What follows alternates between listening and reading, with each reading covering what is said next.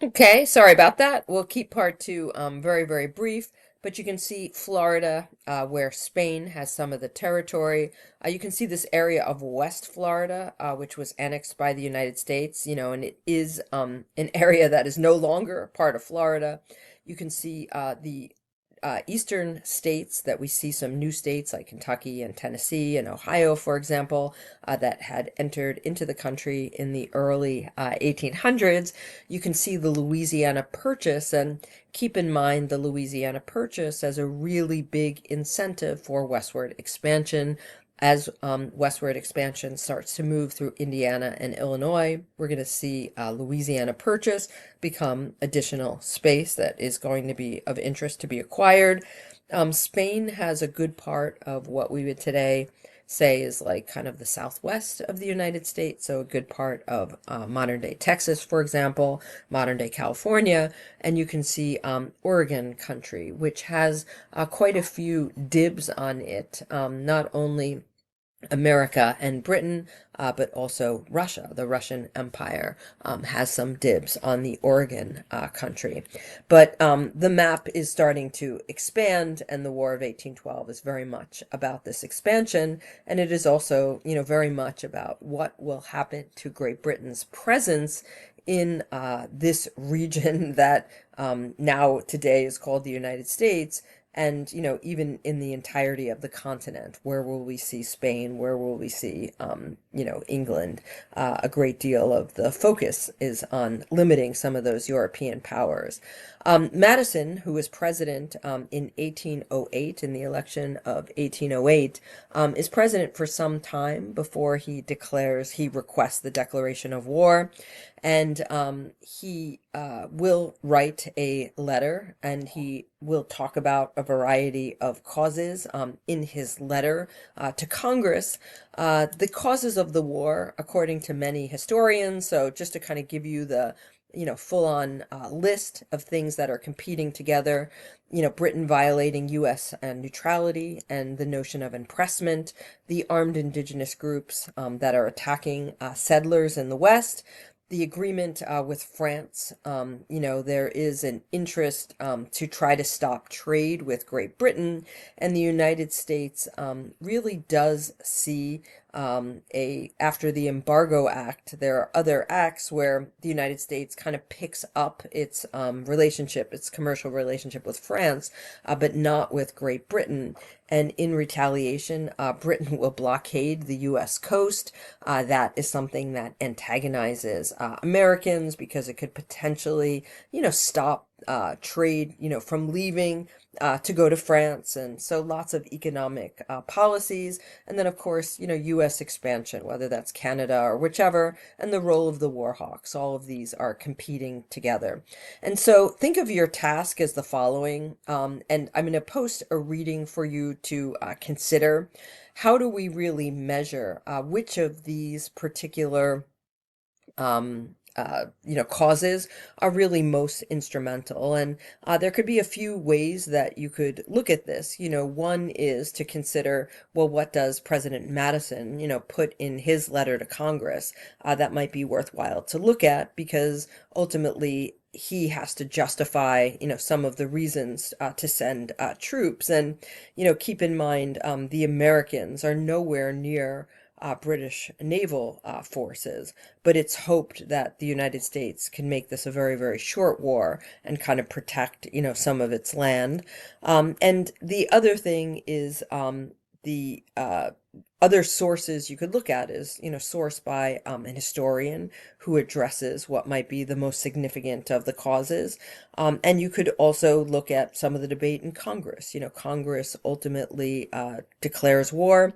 So check out the post for Thursday to take a look at some of those sources. And then what we'll do in the beginning of class on Thursday is have a little bit of a discussion about some of the things that you read. And so you don't have to write, but just annotate some of the sources so that we can use the sources to talk about, how do we consider which one of these particular causes, even if they all carried some weight, which might be, the most significant. And, what are some of the arguments that suggest it was number one or number three or number five? Okay, so those are some things to think about.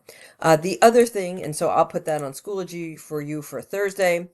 The other thing I'm just going to note is just kind of some like very limited description of some of the war itself. We're really not going to focus on the war itself, but something to note is much of this war takes place at sea in naval battles. Some of this takes place on land, especially in modern day Canada.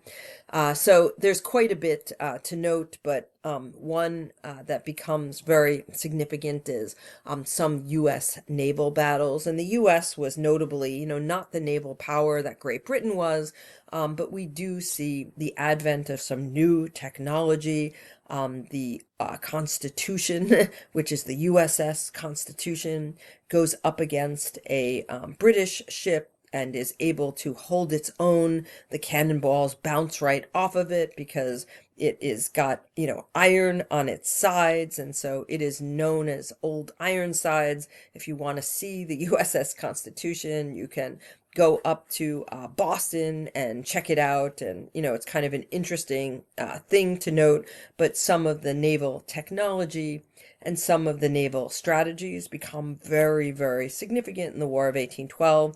There's not only battles in the Atlantic, but quite a few battles in the Great Lakes. So it makes, the area of Canada really significant. But in this particular case, in 1815, which is toward the end of the war, we happen to see the U.S. Constitution in a victorious place. Sorry, I don't know why that happened. Oh my. I don't know why we have subtitles. Why? Okay, sorry about that. That's very interesting. There are quite a few battles. This one is a little bit before. This one is significant on the Battle of on Lake Erie. This is one where Commander Oliver Perry leads the U.S. fleet and, is really noted as an extraordinary, kind of Navy admiral. And this American commander will really take charge and essentially, really reduce the power of the Royal Navy. It is important to recognize that initially in the War of 1812, the Americans do really, really poorly. There's an effort to try to invade Canada, not just once, but on 3 distinct occasions. Each one is like an epic failure. This is one where Native American tribes participate. So there's like growing confidence in Britain and amongst Native American groups. So some of these later efforts kind of enable some degree of like U.S. Saving face. But it is not a clear all-out win in either the case of America or Britain. So just highlighting a few things, in terms of some of the battles. In 1814, we do see an attack on Washington, D.C. This becomes significant because it is the capital. Also note that the United States had targeted the capital in Canada, York. So some of this is retaliation for that. But there is orders of the British to basically, burn everything in sight. And they do set fire to the Capitol building, the Library of Congress, and so on. The White House.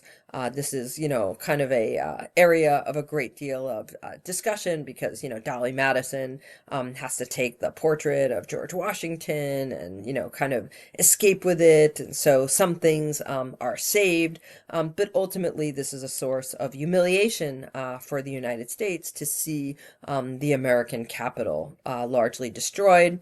It's also important to note that the American Capitol in this time period was not very built up. It was fairly swampy, muddy, and new. and there were very few buildings compared to Washington, D.C. today. So it really is the efforts after 1812 that kind of make the Washington, D.C. that we recognize today. But, it is, important.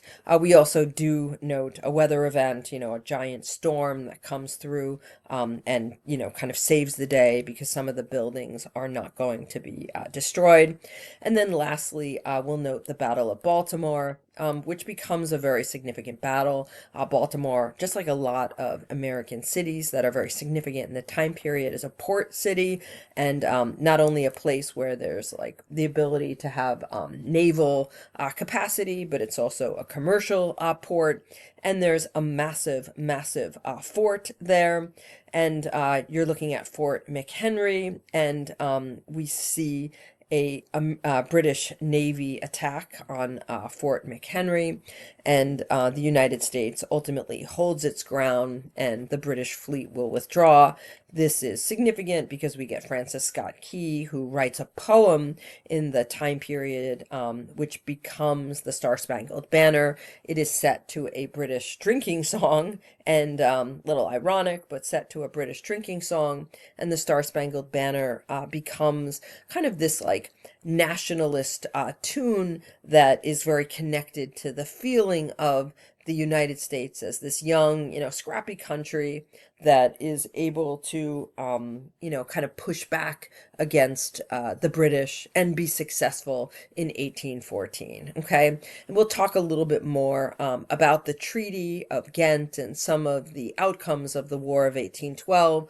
There's other significant things, Tecumseh is killed in battle. There's a great deal of other military leaders in Canada who are British, who are killed in battle. But for our purposes, just getting a sense of the idea that this is a kind of a war that has a great deal of successes, but also significant losses for Americans. And it's not really clear, even going into the treaty, exactly, who won this war. This was a war nobody wanted. And as, the end of the war comes about, Napoleon's power in Europe is starting to become less significant. And so as a result of that, you see some of the British forces becoming more able to put more resources into what is the War of 1812. Initially, the British were split in 100 different places trying to fight Napoleon, which was the priority, and the Americans maybe had, even with some significant losses, some degree of an upper hand. By the end of 1812 into 1813 and 1814, Napoleon is a different entity, and Britain has a much greater advantage in this war. And it is going to behoove Americans to want to end this war, and ultimately it does. There's actually quite a few successful battles. The battle that features Andrew Jackson in New Orleans will happen after the war is over, and Jackson just hadn't gotten word that the war was over. So we'll talk about that a little bit in class on Thursday, but be well, and I'll see you then.